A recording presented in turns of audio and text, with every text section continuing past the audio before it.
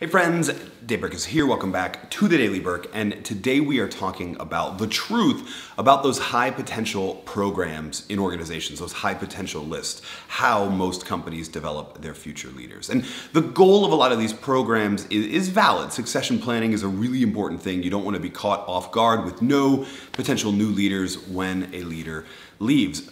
The problem is that most of those programs work in a way that has a lot of different flaws. I mean, first, talking about the people that come in to those programs, most of the time they're nominated by a manager, and the manager is, of course, trying to figure out who looks like good future management potential.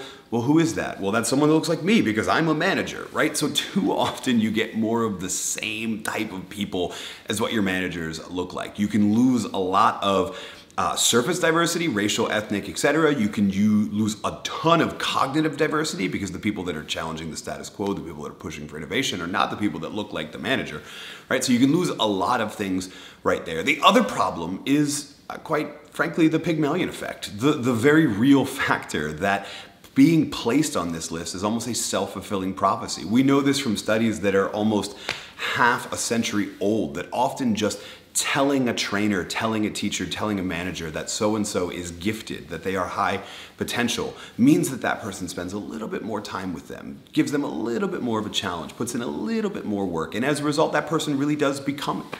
You could actually just randomize who you put into the high potential list, and you would probably get a pretty similar result. Now, there's some good news and bad news in both of these truths.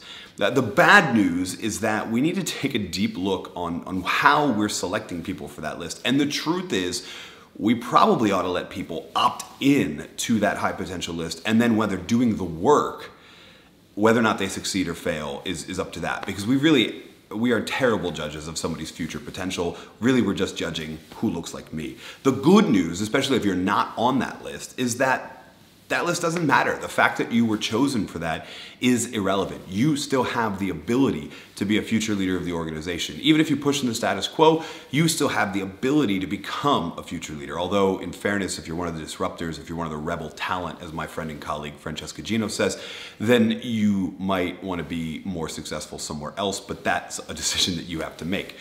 So there's good news and bad news, right? The bad news is that these programs don't really usually work to their optimum. The good news is that you can take responsibility for your career. And if you are a manager, you should probably just nominate everybody, because it's about who opts in and then who does the work afterwards that really succeeds. Thanks again so much for watching this episode of the Daily Burke. Leave a comment below. Let me know, are you going to declare yourself today to be a high potential person? It doesn't matter what age you are, you can be a high potential person today.